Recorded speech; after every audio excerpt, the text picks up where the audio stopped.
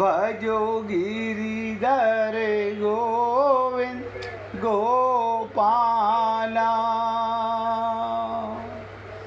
भजो मुरली मनोहर नंद लाला। भजो मुरली मनोहर नंद लाला।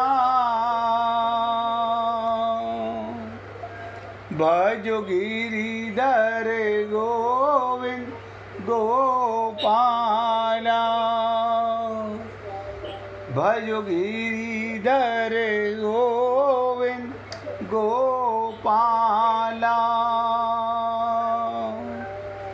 भजो मुरली मनोहर नंद लाला।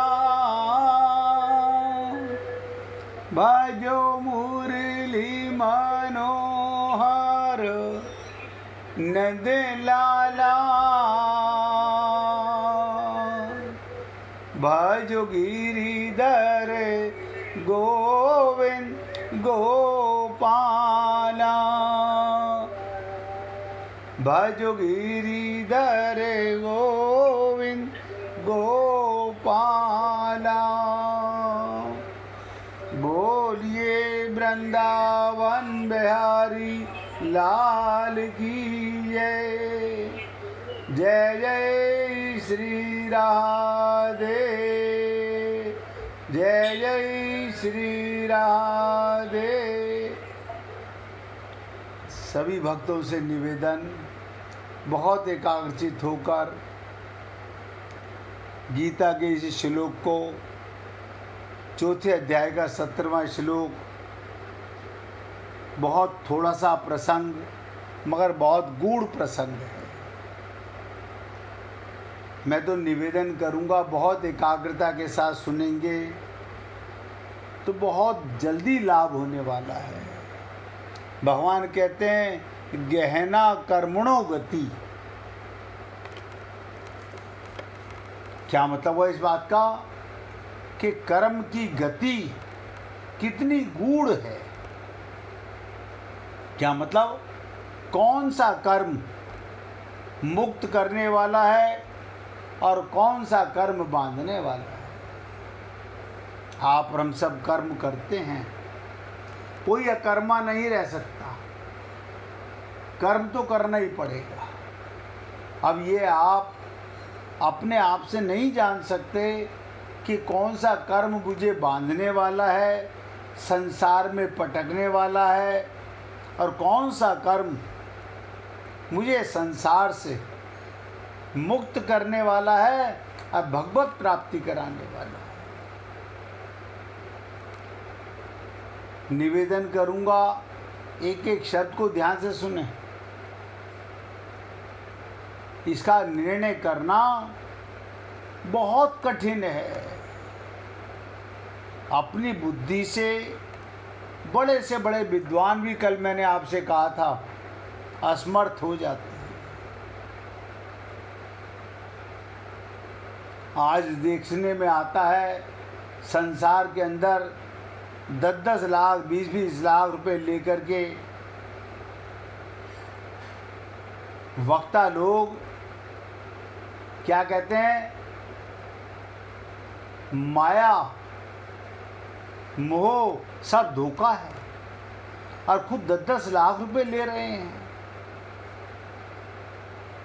बताइए, जब खुद ही व्यक्ति माया में फंसा हुआ होगा, माया में लिप्त होगा, वो हमें क्या भागवत सुनाएगा, क्या गीता सुनाएगा, क्या रामायण सुनाएगा।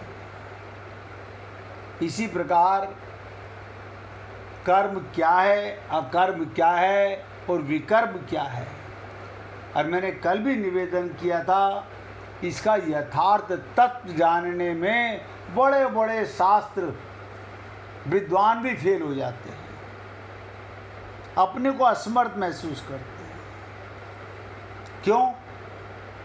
पल पल में कैसे महसूस करें ये कर्म मुझे पाप देगा कि पुण्य देगा, एक एक सेकंड के अंदर, एक एक सेकंड के अंदर मन विचित्र विचित्र कर्मों की बातें सोचता है। कितनी बातें हमारे मन में आती हैं, लेकिन हर पल होश में रहना, साक्षी भाव में रहना, मन के दृष्टा बने रहना। अर्जुन को भी इस तत्व को ना जानने के कारण अपने युद्ध रूपी कर्तव्य कर्म को घोर कर्म मान रहे हैं। कर्म तो कोई भी हो सकता है। अर्जुन भी, आपके और हमारे को तो अज्ञान है, अभी ज्ञान नहीं हुआ कि हमारे रथ पर भगवान विराजमान है, तो हम तो मन बुद्धि से छल कपट करते रहते हैं। हमें नहीं पता। ये तो संत महात्माओं की कृपा, भगवान की कृपा, जिन्होंने हमें ये ज्ञान करा दिया। इस देह में हरि मिलते हैं। क्यों? इस देह में हरि भी है और उनका बच्चा भी है, आत्मा भी है, परमात्मा भी है।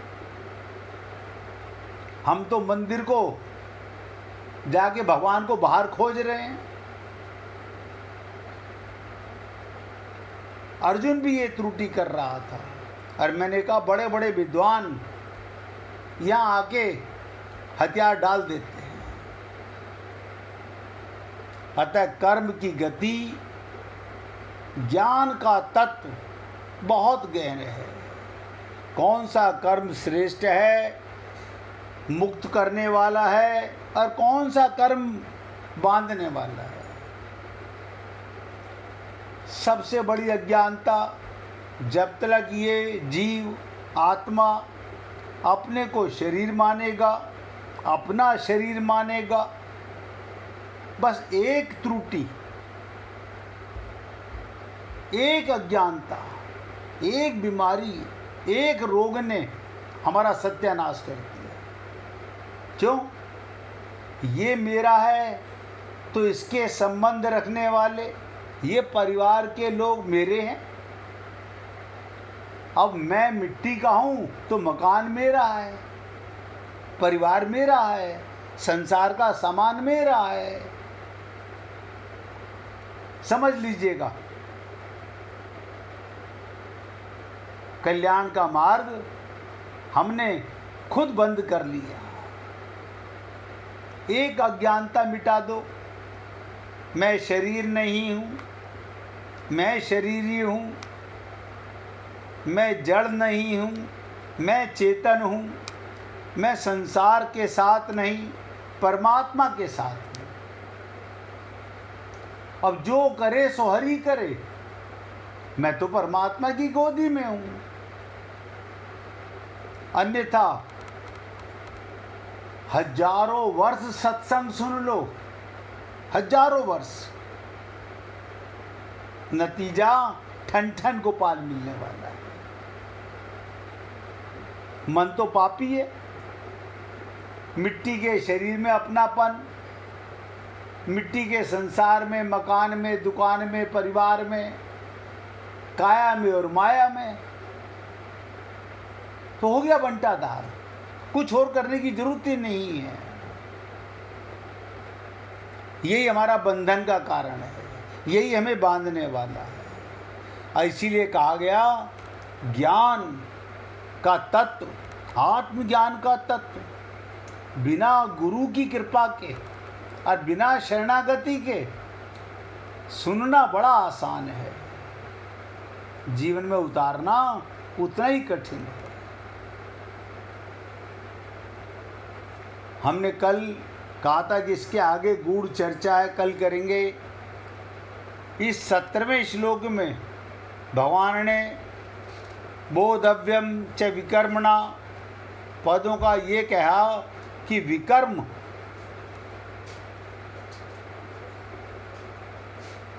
कर्म, अकर्म और विकर्म, विकर्म तत्व का भी जानना चाहिए। और 19वें से 23वें श्लोक में आगे चर्चा आएगी विकर्म के विषय में।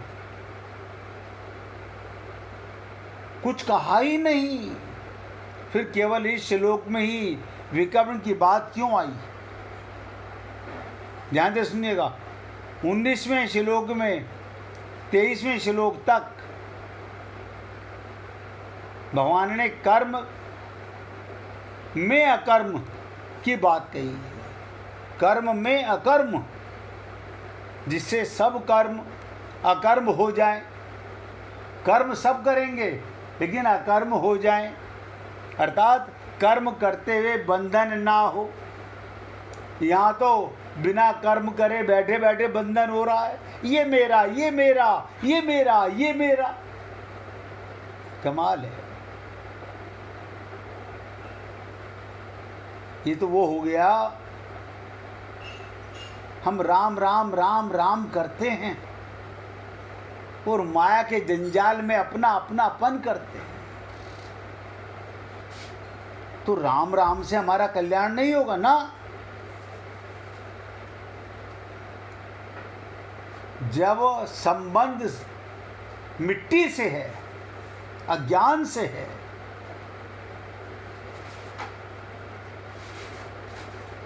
तो अकर्म हो ही नहीं सकता। इसलिए कहा गया कर्म में अकर्म, सब कर्म में अकर्म हो जाए, अर्थात कर्म करते हुए बंधन ना हो। और हमारा बंधन बैठे बैठे होता रहता है, वो मेरा है, वो मेरी है, वो मेरी चीज़ है, वो मेरा मकान है, वो मेरा सामान है। कमाल है। चेतन होकर के जड़ में संबंध करना, तो आप अपने आप बांध रहे हो अपने आप को। भगवान क्या करें? भगवान कहते हैं ना कि मैं कुछ नहीं करता। जैसा तुम अपने को बांधते हो वैसे आते रहते हो संसार में। हम लोग ये सोचते हैं हम तो सत्संग सुनते हैं, हम तो पूजा करते हैं, हम तो मंदिर जाते हैं, हम उपवास भी करते हैं और तीर्थों में भी जाते हैं, अब तो भगवान हमारा कल्याण कर देंगे। क्योंकि भगवान धोखे में नहीं आने वाले। भगवान आपका ये पापी मन देखते रहते हैं।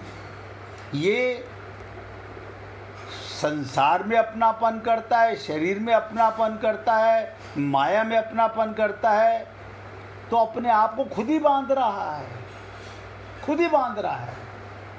कोई हमें बांधने वाला गैर नहीं है, हम खुद ही बंध रहे हैं। विकर्म कर्म के बहुत पास पड़ता है, क्योंकि कर्मों में कामना ही विकर्म की मुख्य हेतु है। कर्म में कामना ही विकर्म का मुख्य हेतु है। कामना का त्याग करने से, देखो कितनी सी बात है, कामना का त्याग तथा विकर्म की निकृष्ट बताने के लिए भगवान विकर्म का नाम लिया।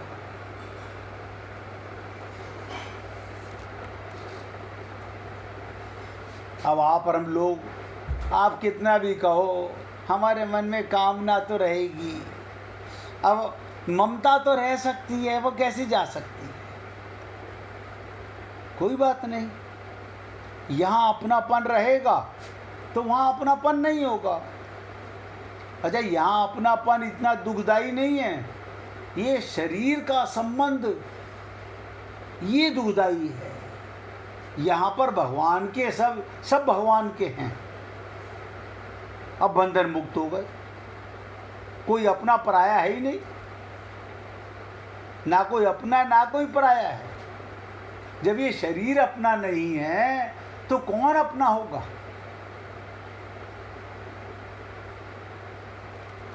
इसलिए जिस कामना से कर्म होते हैं, उसी कामना के अधिक बढ़ने पर विकर्म होने लगते हैं, पाप होने लगते हैं। होना चाहिए था अकर्म, विकर्म होने लगे। आप कितना भी कहो, लोग क्या कहते हैं ना, आप कितना भी कहो कामना तो रहती है मन में। हाँ तो कोई बात नहीं, पाप रहता है ना, तो भगवत प्राप्ति की उम्मीद मत करें, ना करें, बिल्कुल ना करें। ये कामना ही सबसे बड़ी, इसी के कारण आसक्ति होती है, इसी के कारण हमारे अंदर मोह, ममता, ये सब एक बीमारी के कारण सब बढ़ती चली जाती, पूरा परिवार आ जाता है। परंतु कामना नष्ट होने पर सब कर्म अकर्म हो जाते हैं। देखिएगा कितनी विचित्र चीज है, कामना नष्ट होने पर सब कर्म अकर्म हो जाते हैं।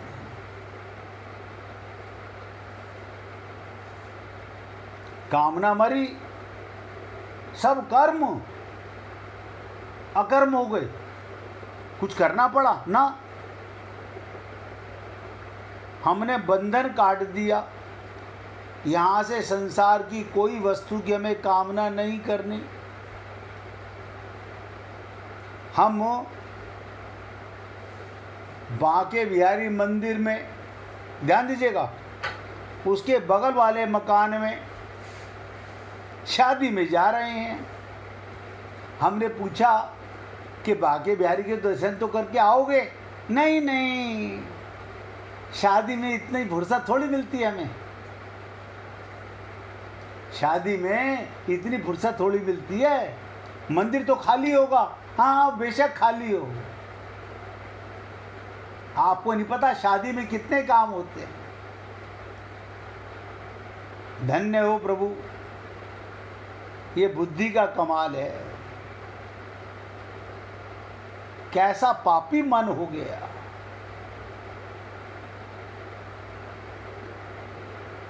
नहीं चाहता अपना कल्याण करना, दुख भी होता है। एक तरफ तो कहते हैं अब हमारा किसी से कोई बंधन नहीं है, बंधन नहीं है तो ये क्या है, ये बंधन ही तो है, नहीं समझ में आता। इसलिए इस प्रकरण में विकर्म की बात नहीं आई है। दूसरी बात, पाप जनक और नरकों की प्राप्ति कराने वाले विकर्म सर्वदा त्याज्य हैं। आप और हम लोग क्यों नरक में जाते हैं, पाप कर्म क्यों होते हैं? हम विकर्म करते हैं, दूसरे को दुख देने का काम करते हैं, अपना लाभ दूसरे का नुकसान, इसलिए इसका विस्तार नहीं किया गया। तो हे पुण्य आत्माओं, बहुत तरसाया तुझे तेरी हसरतों ने। हसरत माने कामना, इच्छा, डिजायर। पूछिए ब्रिजमोहन जी।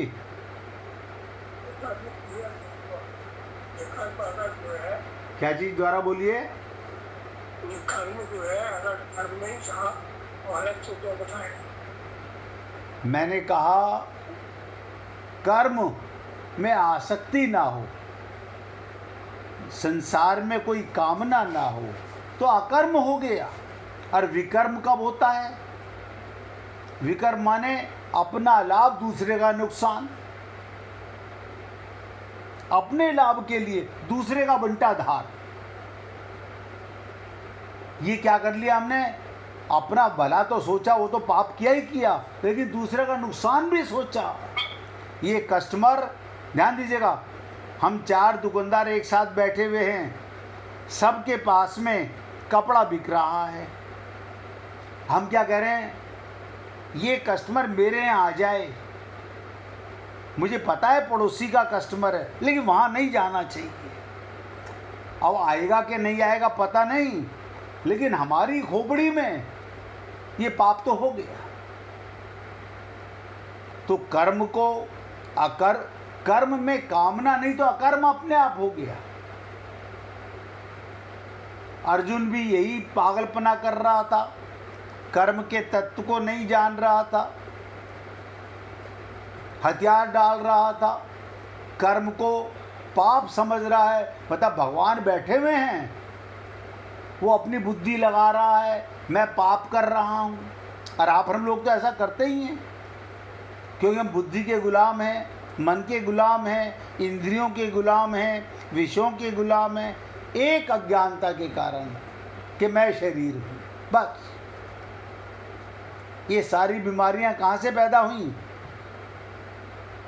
इन सारी बीमारियों को बांधने वाली एक रस्सी, जैसे एक झाड़ू की सीख कुछ नहीं कर सकती, 100 झाड़ुओं की सीखें मिलकर के एक रस्सी ने बांधा। बस एक अज्ञानता, मैं शरीर हूं। अब पाप की असली जड़, इसीलिए सीतारामाचार्य जी ने कहा, इस देह में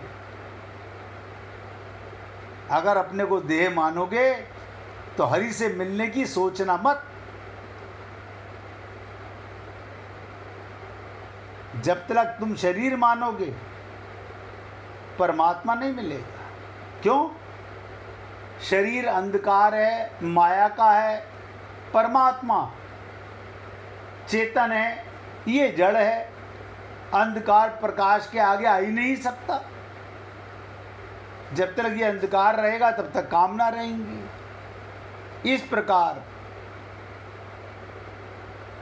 विकर्म के मूल कामना के त्याग का वर्णन करने के लिए इसी श्लोक में भगवान ने विकर्म को जानने की बात भी बताई।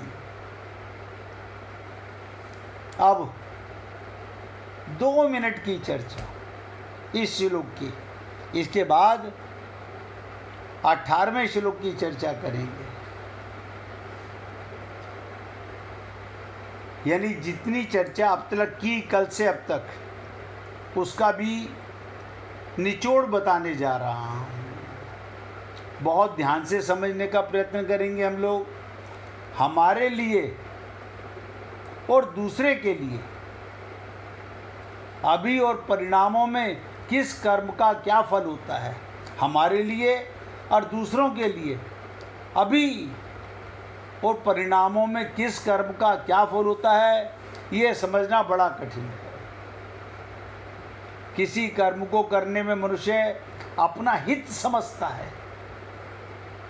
जैसे अपने घर का काम करना, इसमें अपना हित समझता है। अपनी दुकान चलाना, इसमें मेरा हित है। यानी कैसा हित? अंधा बाटे रेवड़ी फिर अपने को दे, पर हो जाता है हित, हो जाता है हित। अभी एक स्त्री भोजन बना रही है, बाहर एक गरीब व्यक्ति चिल्ला रहा है, भूख से प्राण निकल रहे हैं। वो क्या कहते हैं, अंदर ही मन में क्या आती है, वह देखो आजकल भीख मांगने के क्या तरीके बना लिए हैं, ये हमें बेवकूफ़ बना रहे हैं, ये हमें बेवकूफ़ बना रहे हैं। पहले मैं अपने पति को खाना दूं या भिखारी को खाना दूं? अब आप समझिएगा हित कहाँ पर था। मेरा पति अभी कह रहा है तेरा फ़ोन पे बात कर रहा हूँ, 10 मिनट बाद खाऊंगा।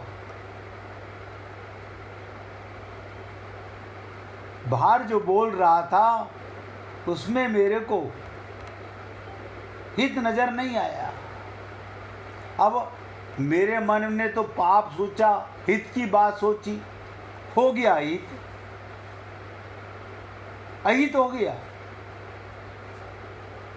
वो लाभ के लिए करता है पर हो जाता है नुकसान। हर व्यक्ति नफ़ा चाहता है तो किसी को नुकसान भी होता होगा ना।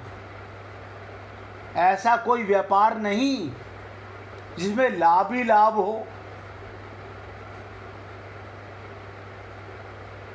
वो है प्रेम का व्यापार। तेरा तुझको अर्पण। नानक जी राशन की दुकान पे अनाज तोल रहे हैं, 1 सेर 2 सेर, जब तेरा आया इससे आगे नहीं बढ़ पाए। हम बुद्धिमानों ने क्या छल कपट निकाला, बिल्डिंगें बनाते हैं, 13वां मंजिल नहीं बनाते, 12 के बाद 14वां मंजिल है। क्यों? 13 कैसे कर दें? सारी दुनिया अपना करती है, पैसा हम खर्च करें, अब भगवान का मान लें 13। ऐसे बेवकूफ़ हम नहीं हैं, हम इतने समझदार हैं। यहाँ तक चंडीगढ़ में जाओ, 13 सेक्टर नहीं है।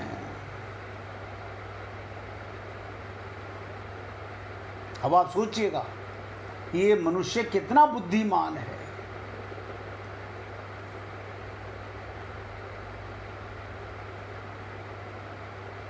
कितना बुद्धिमान है।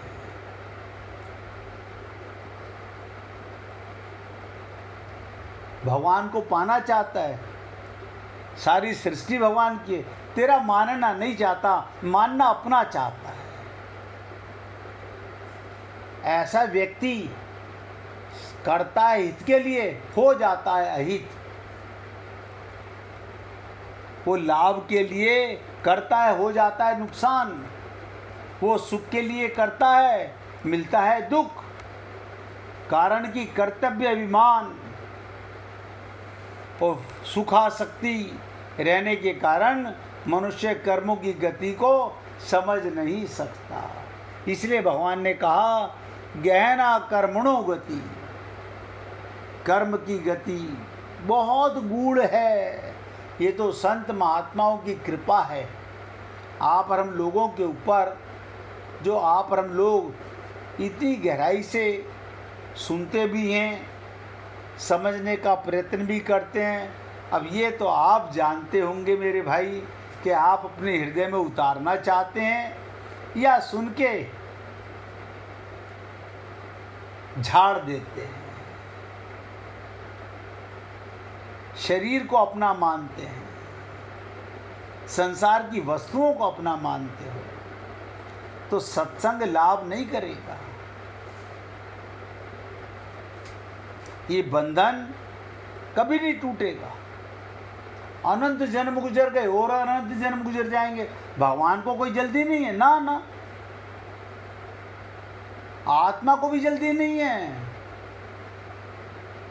हमें आत्मज्ञान हो तो जल्दी हो ना। अभी तो हम अपने को शरीर मानते हैं। जो व्यक्ति शरीर मानेगा वो संसार में बार बार पटक दिया जाएगा। शरीर में रहना पाप नहीं, शरीर मानना पाप है। इसीलिए आपसे निवेदन किया गया। अब आगे चर्चा करेंगे। 18वें श्लोक में भगवान कर्मों के तत्व को जानने वाले मनुष्य की प्रशंसा कर रहे हैं, जिसने कर्म को जान लिया। देखो कमाल की चीज़ है, सब कर्म करते हैं। ऐसा कोई मनुष्य नहीं पैदा हुआ जो कर्म ना करे। लेकिन जीव जंतु भी कर्म करते हैं, पशु पक्षी भी कर्म करते हैं। उन्हें भगवान फल नहीं देते क्योंकि वो कर्म योनि में नहीं है, वो भोग योनि में है।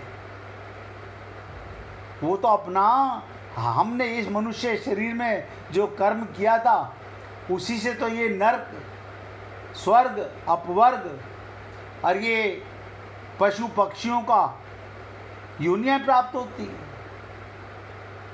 इसलिए यही एक शरीर है जिसमें व्यक्ति अपने आप को जान सकता है, कर्म को समझ सकता है और कर्म करते हुए अकर्म कर सकता है। बंधन नहीं होता। 1 मिनट भगवान का कीर्तन कीजिए। इसके बाद 4थे अध्याय के 18वें श्लोक पर चर्चा करेंगे। श्री राधे गोविंदा